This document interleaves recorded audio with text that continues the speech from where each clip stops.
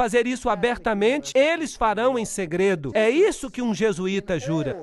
Esta é a famosa Universidade Pontifícia Gregoriana aqui em Roma, a mais prestigiosa universidade católica do mundo. Os jesuítas, em todas as suas sedes, têm essas figuras nas cavernas. Agora, no paganismo, todas as deidades saem de cavernas e têm as letras IHS, que realmente significam Isis, Horus, Set, isto é, a trindade egípcia. Claro que eles dizem que significa Jesus Hominum Salvator, Jesus o Salvador dos homens, mas não, significa IHS, e seu símbolo é o triângulo com o olho que vê tudo, representando essa divindade. Eles também usam o pilar, ou a estela, se você prefere. Eles têm o símbolo com o triângulo e o olho.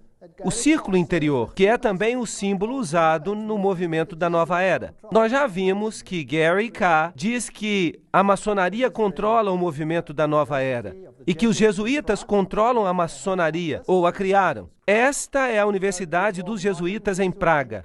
No alto dela, eles têm Atlas, não Jesus Cristo. Se você for a uma sede jesuíta moderna, eu visitei esta. Às vezes eu sou chique. Ali estou eu, tirando foto, e dentro eles têm uma figura de Cristo. Mas este não é Cristo, é Atlas, segurando o mundo sobre os seus ombros, disfarçado. Eles têm esses símbolos contra a parede ali. Este símbolo é o símbolo de Hermes. Se você tirar a cruz, então você tem o símbolo de Ísis.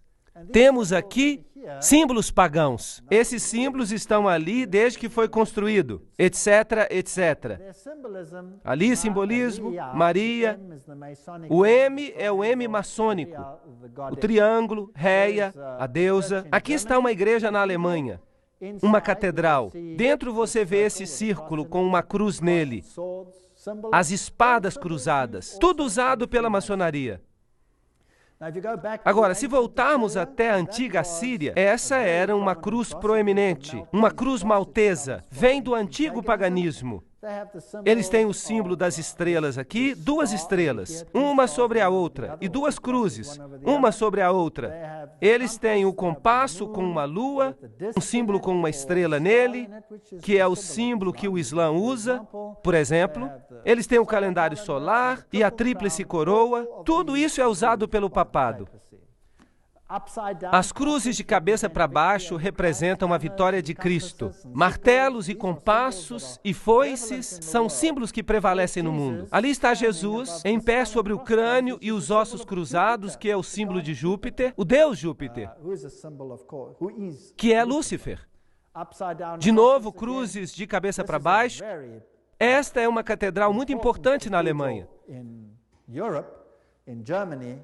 Se você for lá, você vai encontrar Janos de duas cabeças. E então você vai ver essa assim chamada estátua de Davi, mas claro que não é Davi. É o deus Pan, porque ele tem a flauta de Pan na mão. E Davi não tinha flauta de Pan. Então eu tentei encontrar o lado negro de Pan, porque há o lado claro e há o lado negro. E eu encontrei, aqui está, esse com cascos, na mesma catedral. Eles escondem o seu simbolismo oculto. E se você entrar e logo na entrada, você descobre isso aqui. Este é o deus Anubis, que não tem nada que ver com o cristianismo. Ali está ele de novo. Mas agora você tem a fênix, que se ergue das próprias cinzas. E você tem o símbolo de Júpiter e um monte de outros símbolos. Aqui e do lado da capela, você tem todos os símbolos do zodíaco, servindo a várias divindades como Marte, Aquário, etc. E a maçaneta é um yin e yang. Isso não tem nada a ver com o cristianismo. Eles usam o símbolo do compasso e Júpiter e o símbolo Quirro e o símbolo PX aqui, que você encontra em virtualmente cada denominação cristã sobre a face da terra, a fênix se levantando das cinzas, o pavão, todos símbolos de Lúcifer. Aqui você tem o PX com um círculo com um ponto nele. E você diz para você mesmo, mas este não é um símbolo cristão? Não, este é um símbolo de Horus.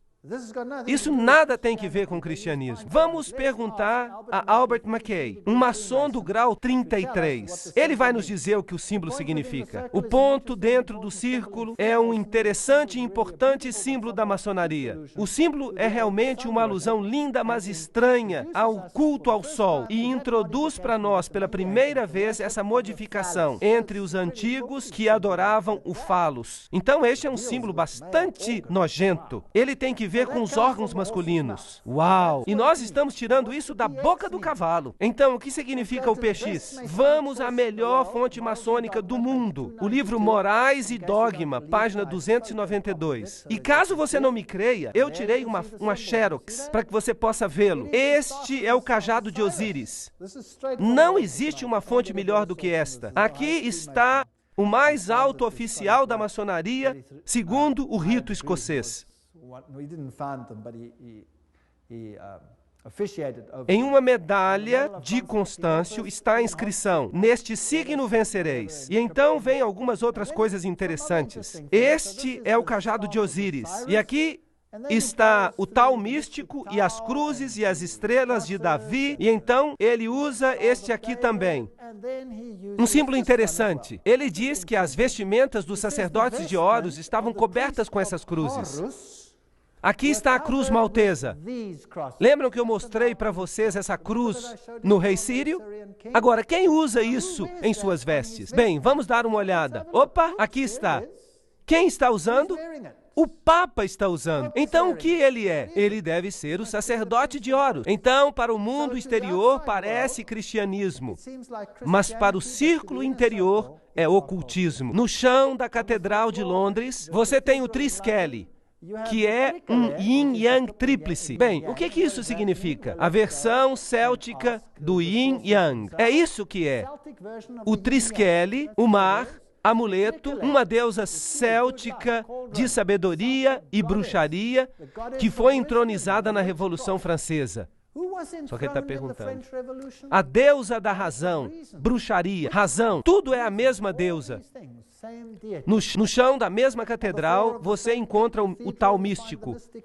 O que o tal místico representa? Vamos perguntar a outro maçom. Ward diz, é o símbolo do lado masculino e criativo da divindade. De novo, uma conotação sexual. O que isso está fazendo no chão de uma catedral? Então, os jesuítas são os herdeiros da religião oculta e eles controlam o mundo através de seus agentes.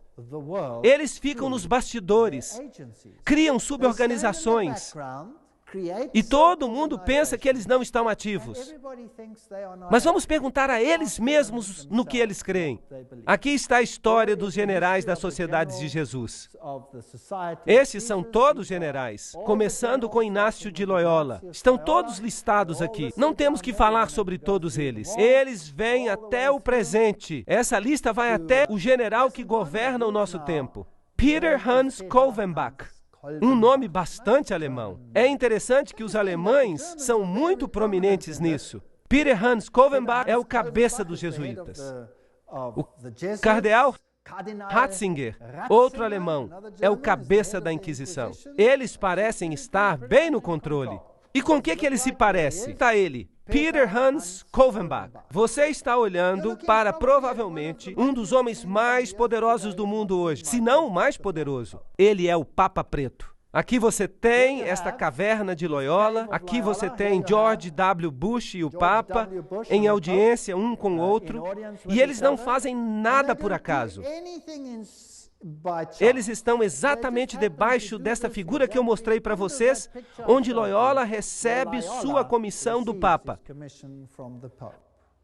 Agora, a cerimônia de investidura e o juramento extremo dos jesuítas, em um cartão de catálogo. Aqui está. Você aprendeu a planejar cuidadosamente as sementes da inveja e do ódio entre as comunidades, províncias e estados que estavam em paz, e a levá-los às obras de sangue, a envolvê-los em guerras uns com os outros, e a criar revoluções e guerras civis nos países que são independentes e prósperos, cultivando as artes e as ciências, paz e desfrutando das bênçãos da paz, a ficar dos lados dos combatentes e agir secretamente em comum com seu irmão jesuíta, que pode estar engajado do outro lado, mas abertamente se opor àquilo que você pode querer, de modo que a igreja possa ser a vencedora no final, nas condições fixadas nos tratados por paz e que os fins justificam os meios. Uau! Isso é a ciência de Hegel. Dois pontos de vista opostos, o pensamento dialético, você faz guerra um com o outro e você os esfrega uns contra os outros até que nada sobra. Isso é chamado tese e antítese. E o conflito resultante traz a síntese. Note que o jesuíta pode estar bem ativo de um lado, mas ele pode também estar muito ativo do outro lado. Então, este é o processo que eles usam para conseguir as coisas. A Guerra dos 30 Anos. Agora, sobre o que foi essa guerra?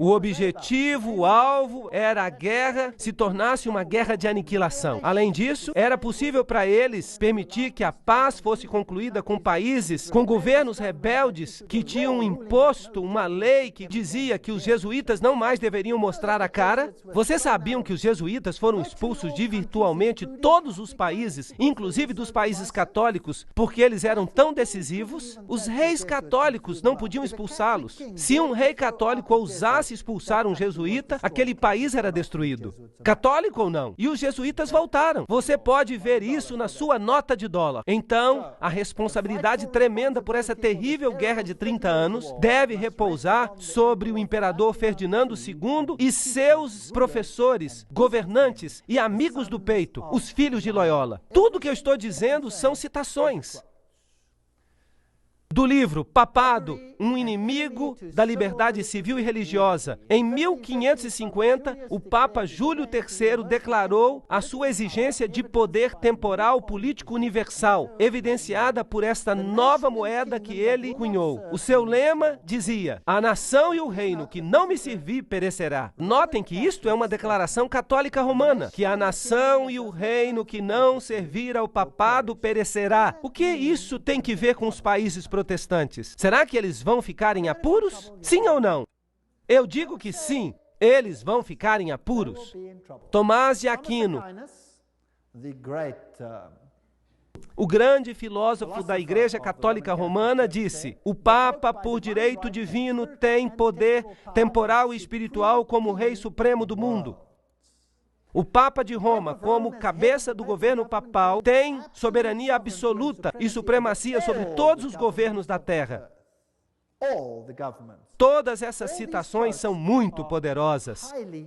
Não há nada medíocre nessas citações, e elas vêm das principais fontes.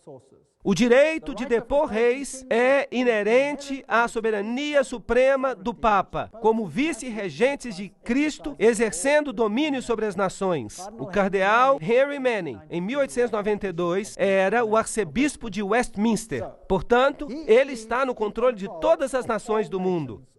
Agora, é interessante que a Bíblia nos fala que essas palavras foram colocadas na cruz de Cristo. Jesus de Nazaré, Rei dos Judeus. Você pode ler isso em João 19:19. Mas no crucifixo católico romano estão as palavras INRI escritas. Mas se você olhar no dicionário Webster, significa Jesus Nazareno, Rei dos Judeus.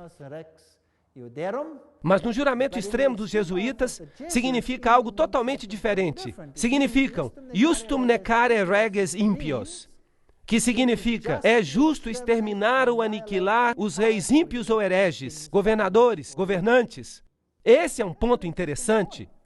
Agora, uma outra coisa que eles querem fazer é destruir o protestantismo. Nós acalentamos no fundo de nossos corações este princípio, que qualquer coisa que não nos unir deve ser destruída. E nós estamos prontos para fazer isso. Então, logo nós tenhamos os meios para, com todas as energias, aplicar esses princípios. O protestantismo já está em decadência, está afundando e perecendo. Sim, nosso destino é contribuir para a sua última agonia, marchar contra esse esquema esqueleto quebrado e espalhar os ossos. Oh, que nós nos apressemos na dissolução com os nossos esforços fortes e unidos. E então eles escreveram: o protestantismo está se tornando decomposto, está caindo aos pedaços. Nós estamos começando a ganhar os seus homens mais importantes. Isso faz parte do plano secreto. Estes são os piores dos católicos, os inquisidores, os jesuítas. Eles são simplesmente o exército romano pela soberania terrestre do mundo no futuro, quando o pontífice de Roma será o imperador. Será como um feudalismo universal e eles serão os mestres. Isso está